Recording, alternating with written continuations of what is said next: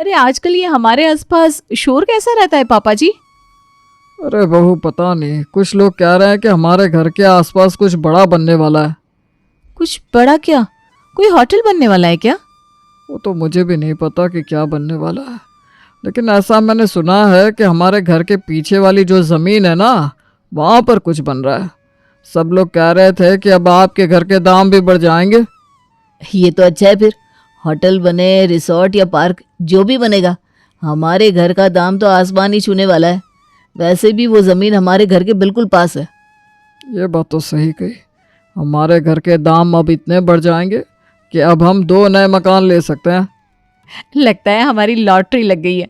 पड़ोस वाली कमला आंटी से पूछते हैं कि हमारी पीछे वाली ज़मीन पे क्या बनने वाला है। उन्हें पंचायत की आदत है, उन्हें सब पता होगा। आसपास के घरों की सारी खबरें रखती हैं वो। हाँ, ये बात तो है।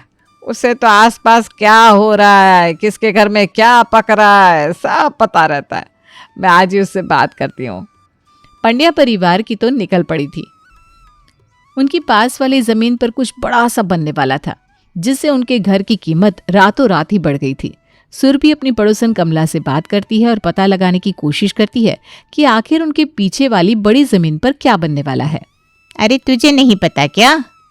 अरे अब हम कहाँ तुझ जैसे इतने काबिल हैं कि हमें आसपास की खबर रहती हो। हाँ, अब ये तो है। मेरी तो बात ही अलग है, लेकिन मुझे तो तुझसे जलन हो रही है बहुत। वो ज़मीन बस तेरे ही घर के आंगन में लगती है। हम तो वैसे के वैसे ही रह जाएंगे।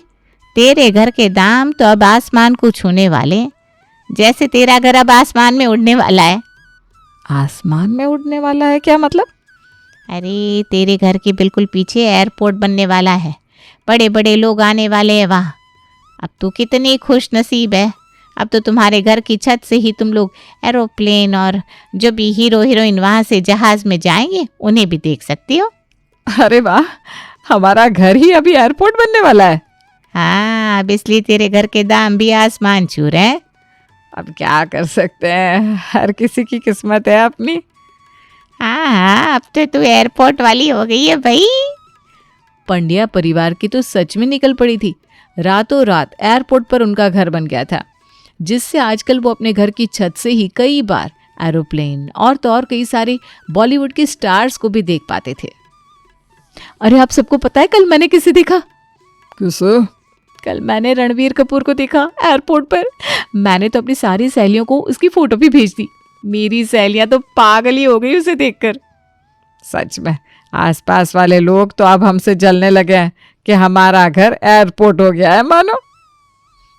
लेकिन अब तो रात रात में एरोप्लेन आते जाते रहते हैं, उनकी आवाज़ से नींद बिगड़ जाती है। हाँ, जब नया नया एयरपोर्ट बना था तब इतने एरोप्लेन नहीं आते थे, लेकिन अब तो काफ़ी सारे एरोप्लेन आने लगे हैं। हाँ, ये बात तो सही है, लेकिन अब कुछ फ़ायदा है तो नुकसान भी तो उठाना पड़ता है ना। एयरपोर्ट के बिल्कुल पास घर होने से पहले तो पंड्या परिवार को बड़ा ही मज़ा आ रहा था, लेकिन अब धीरे धीरे उन्हें कई चीज़ों से परेशानी होने लगी थी। अरे मेरा तो सारा फट रहा है। मेरा भी। हाँ, अब तो ये रात में भी एरोप्लेन उड़ने लगे हैं और उनकी आवाज़ से नींद भी नहीं आती। और कभी रात के 4 बजे आते तो कभी दोपहर के 3 बजे। हाँ, लेकिन जहाज़ देखने में मज़ा बड़ा आता है जूबी को। हाँ, अब एयरपोर्ट पर घर है तो इतना तो सहना ही पड़ेगा ना।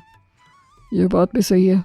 आजकल तो मेरे ऑफिस वाले भी हमारे घर के बारे में पूछने लगे हैं कि अगर यहाँ एयरपोर्ट पर शाहरुख खान आए तो हमें ज़रूर बताना। मेरी सहेलियाँ भी यही कहती है भैया। हमारी पड़ोस की कमला तो हमसे बहुत ही ज़्यादा जलने लगी है, पता है। अरे क्या हुआ? मेरा नाम लिया जा रहा है क्या यहाँ पर? अरे कमला, तू यहाँ कैसे आ गई? अरे हम तो अभी आपको ही याद कर रहे थे। क्यों क्यों मेरी याद आ रही थी तुम लोगों को? आंटी जी आपकी ना बड़ी याद आती रहती है, इसीलिए याद करते हैं। अरे अब मैं हूँ ही ऐसी कि मुझे हर कोई याद करता है। अब क्या करे, मेरे जैसे लोग कम मिलते हैं ना। हाँ, ये तुमने सही कहा। तेरे जैसे पंचायती लोग कहाँ आसानी से मिलते हैं अब। क्या? अरे माँ जी का मतलब है कि पसंदीदा लोग। आप हमारी पसंद की है ना। वैसे आज हमारे घर कैसे आना हुआ, ये तो बता। अरे हाँ, मैं तो बताना ही भूल गई। अरे शांति, वीणा, जानकी, कोमल, सब लोग अंदर आ जाओ। अरे ये सब कौन है भाई? ये सब ना मेरे रिश्तेदार हैं। इन सब का मन था कि वो एयरपोर्ट को देखे। अब ऐसे तो टिकट लेकर एरोप्लेन पर जा नहीं सकते, तो मैंने ही इनसे कहा कि मेरी अच्छी सहेली के घर ले चलती हूँ तुम सबको। उसका घर एयरपोर्ट पर ही है। ये सब एयरपोर्ट देखने आए हैं? हाँ, यहाँ तुम्हारी छत से मस्त दिखता है ना एयरपोर्ट, और एरोप्लेन भी तो दिखते हैं, इसीलिए मैं इन्हें यहाँ ले आई। क्यों, तुम्हें कोई दिक्कत है क्या? अरे नहीं नहीं, मेहमान तो भगवान का रूप होते हैं। आइए आइए भाई, अंदर आइए। कविता, इन सब के लिए चाय रख दो और कुछ नाश्ता भी बना देना। आप लोग चलिए छत पर, थोड़ी देर में आपको एरोप्लेन भी दिख जाएगा। आओ आओ, मैंने कहा था ना मेरी पक्की सहेली है। कमला अपनी सारी सहेलियों को लेकर छत पर जाती है। वहाँ कविता और सुरभि उनके लिए बैठने के लिए कुर्सियाँ, चाय पानी और नाश्ता भी लेकर आती हैं। कमला और उसकी सहेलियाँ पूरा दिन वहाँ बैठती हैं। अरे ये तो जाने का नाम ही नहीं ले रही है। वही तो माँ जी, अब तो शाम हो गई, अभी भी ये लोग जाने का नाम नहीं ले रहे। अब क्या खाना खाकर ही जाएंगे? क्या पता, अब कुछ कह भी तो नहीं सकते ना। एक काम करते हैं, थोड़ा देर से खाना बनाते हैं। अगर अभी बना देंगे तो इन्हें भी कहना पड़ेगा खाने के लिए। हाँ, ये सही है। सुरभि और कविता बहुत देर इंतजार करते हैं, लेकिन वो लोग तो जाने का नाम ही नहीं ले रहे थे। और अब तो सबके ऑफिस से आने का वक्त भी हो चुका था, इसलिए इन दोनों को खाना बनाना ही पड़ता है। चलो सुरभि, हम लोग चलते हैं। हाँ हाँ ठीक है। अरे कविता, तुमने खाना भी बना दिया? अरे भाई, इसकी क्या ज़रूरत थी। देखा, मैंने कहा था ना तुम लोगों को कि ये लोग मुझे खाना खाने बिना नहीं जाने देंगे। क्या? चलो सब लोग बैठ जाओ, खाना ठंडा हो जाएगा। कविता बहू, तब तक तुम रोटियां बना दो, हम ना गर्मा गर्म ही खा लेंगे। जी। अगर तुम लोगों को देर हो रही है तो तुम लोग जा सकते हो, कोई बात नहीं, किसी और दिन खाना खा लेना। अरे नहीं नहीं, ऐसे कैसे हम जा सकते हैं? तुम लोगों ने हमारे लिए इतनी मेहनत की है तो हम खाकर ही जाएंगे ना। कविता बहू, बन गई रोटियां? जी बस बना रही हूँ। जिस बात का सुरभि और कविता को डर था, आखिर वही हुआ।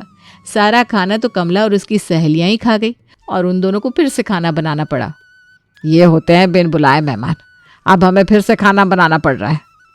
आज के बाद कभी इन्हें आने ही नहीं देंगे घर में।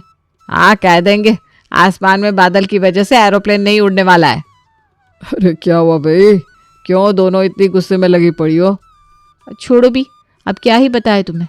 चलो खाना खाते हैं। आज खाने में सिर्फ पराठे और दही, ऐसा क्यों? अरे कमला आई थी अपनी सहेलियों को लेकर, उसी की खातिरदारी में सारा खाना उन्हें खिलाना पड़ा। चलो कोई बात नहीं, कौन सा मेहमान हमारे घर रोज रोज आते हैं। कमल को क्या पता था कि आने वाले दिन में उसके घर इतने मेहमान आने वाले हैं कि उनका घर घर नहीं धर्मशाला बनने वाला है। अगले दिन सुबह के 4 बजे थे और पंड्या परिवार के दरवाजे की टिंग डोंग घंटी बजती है। अरे इस वक्त कौन आया भाई? सुबह के 4 बज रहे, पता नहीं कौन है दरवाजे पर। मैं जाकर खोलता हूँ दरवाजा। सुनो, ध्यान से खोलना, कहीं कोई चोर ना हो।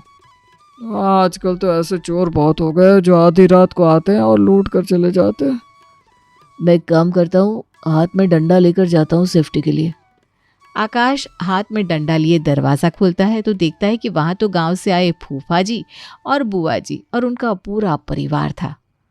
अरे बुआ जी, आप सब यहाँ क्या कर रहे हैं, वो भी इस वक्त? सब ठीक तो है ना? अरे सब ठीक है, लेकिन पहले दरवाजा तो खोल, हमें अंदर आने दे। ये देखो, लोग अपने फूफा जी के स्वागत में फूल लेकर खड़े होते हैं, ये लड़का डंडा लेकर खड़ा है।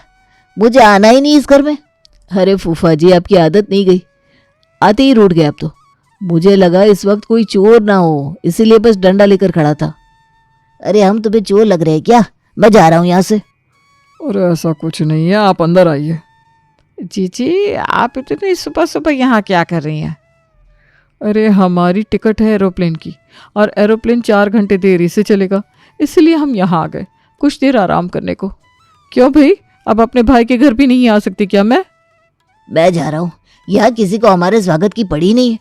अरे नहीं नहीं फूफा जी, आप सब बैठिए, मैं अभी आपके लिए चाय बना कर लाती हूँ। सिर्फ चाय? ये कैसी खातिरदारी हुई? ना कोई पकवान, ना कोई मिठाई, ना कोई फल। जी जी, सब आएगा, आइए बैठिए। अब सुबह सुबह ये कहाँ से टपक पड़े। कुछ कह रही है क्या तू सुरभि? अरे नहीं नहीं, मैं तो खुश हो रही हूँ कि आप लोग यहाँ आए हैं। आप लोग बैठिए, मैं रसोई में कविता की मदद कर देती हूँ। सुबह के 4 बजे पंड्या परिवार के पास जो ये अनचाहे मेहमान आ गए थे, पूरा परिवार उनकी खातिरदारी में लगा हुआ था। मम्मी जी, ये फूफा जी के आगे कम से कम 10 पकवान रखेंगे, तब जाकर ये खुश होते हैं। हमें लगा था एयरपोर्ट हमारा घर हो गया है तो हमें तो सुख ही सुख मिलेगा। यहाँ तो उल्टा हो रहा है, हमें ज़्यादा मेहनत करनी पड़ रही है। अरे अभी तक पकोड़े क्यों नहीं आए भाई? जी फूफा जी, बस ला रही हूँ। चलिए माँ जी, पहले इनको तो घर से भगाएं।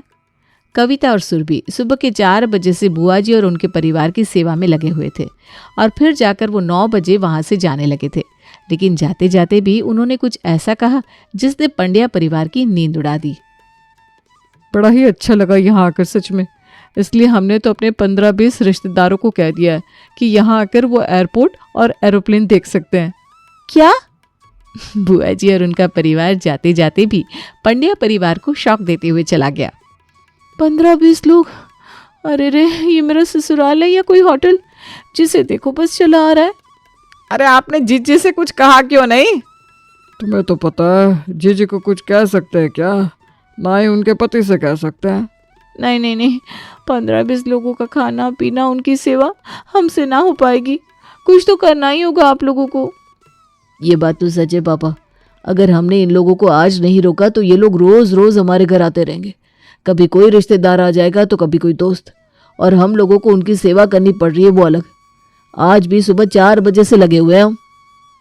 बात तो आप लोगों की सही है। मेरे दोस्तों को भी जब से पता चला है कि यहाँ हमारे घर से एरोप्लेन दिखता है, तब से सर खा गए मेरा कि हम लोग भी आएंगे तुम्हारे घर एरोप्लेन देखने। हमारे आसपास वाले दोस्त रिश्तेदार सब लोग बच्चों की तरह बन गए। जिसे देखो मेला समझ रखा है, जब दिल किया चले आते हैं।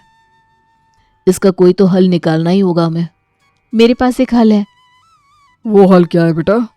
एक ऐसा हल है जिसे देखकर कोई हमारे घर नहीं आएगा। अरे भैया, ऐसा क्या हाल है? कविता ने बताया नहीं कि उसने क्या सोचा है, और अगले दिन 15-20 लोग पंड्या परिवार के घर के बाहर खड़े थे। अरे ये लोग तो आ भी गए, अब हम क्या करेंगे? पता नहीं, कविता बहू ने तो कहा था उसके पास कोई हल है, लेकिन उसने कोई तैयारी की भी है कि नहीं अभी तक? पता नहीं अब इन लोगों को हम कैसे संभालेंगे। कोई जल्दी से कविता बहू को बुलाओ और उससे पूछो कि उसके पास क्या प्लान है। कहीं ऐसा ना हो कि हमें इन लोगों की सेवा करनी पड़ जाए और हम कुछ सोच भी ना पाए। अरे पर ये कविता बहू है कहाँ? सुबह से दिखाई नहीं दे रही। हाँ, मुझे भी सुबह से दिखाई नहीं दी है, पता नहीं कहाँ है। अरे वो वहाँ है, दरवाजे पर देखो। अरे ये क्या, वो तो सारे लोगों का स्वागत कर रही है। ये था उसका प्लान। अरे इससे अच्छा होता कि हम कोई बहाना बनाकर यहाँ से चले जाते। ये क्या, कविता बहू तो उनका स्वागत कर रही है अंदर आने के लिए। चलिए चलकर हम भी देखते हैं। कविता ने कहा था कि उसके पास कोई प्लान है, लेकिन वो तो खुद सारे लोगों का स्वागत कर रही थी घर के अंदर आने के लिए। आप लोग यहाँ आए इसलिए हमें बहुत खुशी हुई। आप सबका स्वागत है। अरे बहू, तुम ये आखिर क्या कर रही हो? अरे पापा जी, मैं इन सबका स्वागत कर रही हूँ मेरे एयरपोर्ट वाले ससुराल के मेले में। क्या? हाँ देखिए, मैंने यहाँ बोर्ड भी लगाया है, 1 घंटे के 1000 रुपये। क्या 1000 रुपये? जी, यहाँ देखिए ना, लिखा हुआ है पंड्या परिवार के एयरपोर्ट वाले ससुराल में आपका स्वागत है। 1 घंटा यहाँ बिताने के लिए आपको 1000 रुपये देने हैं। आइए ना, आपका स्वागत है। अरे नहीं नहीं, हम तो यहाँ बस यूं ही आ गए थे, हमें कोई शौक भी नहीं है एरोप्लेन देखने का। अरे ऐसे कैसे, आइए ना। आप जितनी देर, जितने घंटे यहाँ रुकना चाहते हैं, हम आपकी खूब सेवा करेंगे, है ना? वाह, क्या आइडिया निकाला है। 1000 रुपये घंटे के कौन ही देगा। अरे आइए आइए, आपका स्वागत है। और नहीं नहीं, हम चलते हैं, हमें देर हो रही है। देखो सब ना कर रहे हैं। अरे आइए ना अंकल जी, क्यों ऐसे जा रहे हैं? अरे अंकल जी सुनिए तो। अरे वाह, अंकल तो चले गए। वाह कविता बेटा, क्या प्लान था, सब लोग भाग गए। अब ये बोर्ड यहीं लगा रहेगा। अब देखती हूँ कौन आता है ये एरोप्लेन वाला ससुराल देखने को।